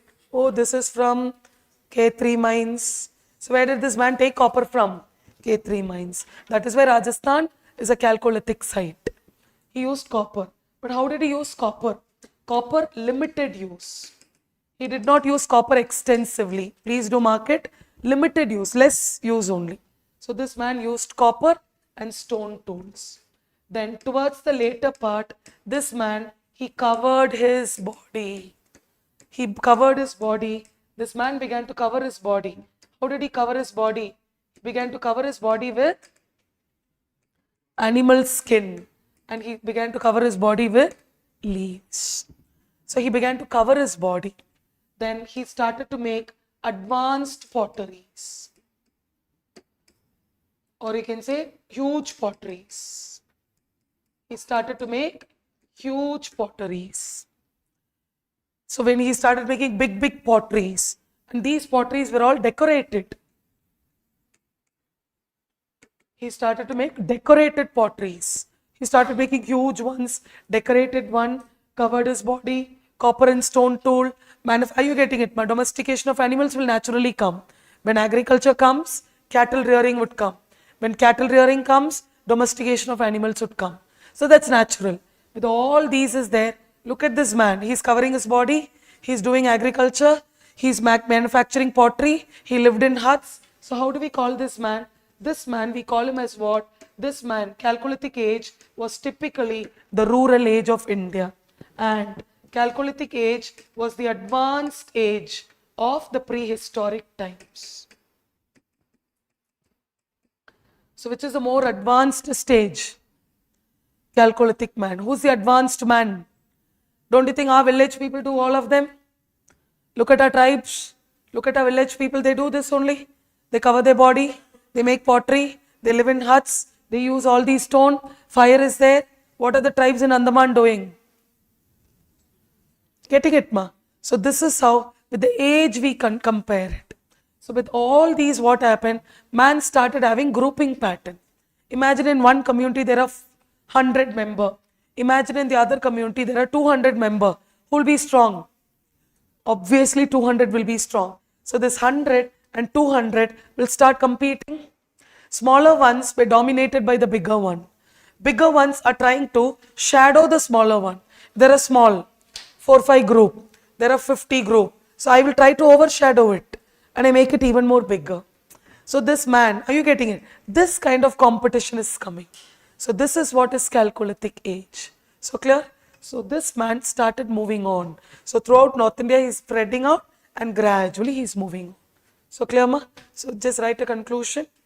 This point you will not understand. What I am dictating you will not understand. But keep this point, keep the numbers. I will be connecting it with Indus Valley. Is right? By 2750 BC, by 2750 BC. The Chalcolithic man in the northwestern part of India. By 2750 BC, the Chalcolithic man in the northwestern part of India, Punjab, that region. The Chalcolithic man in the northwestern part of India began to migrate towards the eastern part of India. The Chalcolithic man of northwestern part of India began to migrate towards the eastern part of India.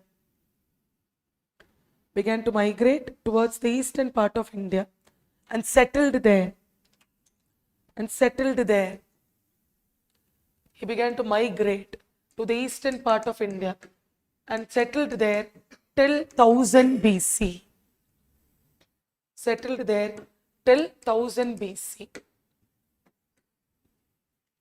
So from where this man came? From northwestern part, Punjab, Haryana. He's moving and coming to which part? Bengal. And he settled where? Settled till when? 1000. Just keep these 2 years. Don't you think Indus Valley is somewhere coming here? BC will decrease. So somewhere Indus Valley is coming in 2500. I have to connect it. Just keep this line. Once I teach you Indus Valley, I'll connect it. I'll give you the years. So Paleo, Meso, Neo, Chalco, all together. Today we've discussed about prehistoric period. So today we've completed the prehistoric period, which includes Paleo, Meso, Neo, Chalco. We have done this. So prehistory is over. Make tomorrow's heading. Take a fresh page. Make a heading. The Proto-historic period. So I stop here for today. I think your mentor needs to talk to you. Saurabh? Yeah. So I stop here for today. Any doubts? Yeah. I'll come. Doubts? Any doubts? No reading, no homework for today. We'll just chill, relax. Just study the class notes. So will it take 1 hour for you to study the class notes? 15 minutes? Just do this. So fine, I stop here for today. Anything you want to ask the mentor? Nothing? Yeah. See you all tomorrow. Thank you.